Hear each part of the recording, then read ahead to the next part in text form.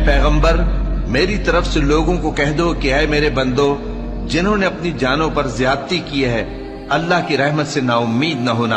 अल्लाह तो सब गुनाहों को बख्श देता है।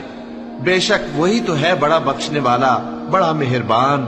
और इससे पहले कि तुम पर अजाब आ वाक़े हो, अपने परवरदिगार की तरफ रुजू करो और उसके फर्माबरदार हो जाओ, वरना बाद में तुमको मदद नहीं मिलेगी।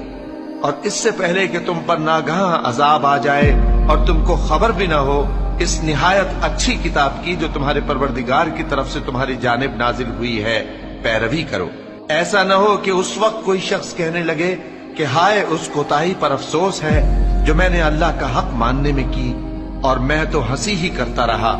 या ये कहने लगे कि अगर अल्लाह मुझको हिदायत देता तो मैं भी परहेजगारों में होता।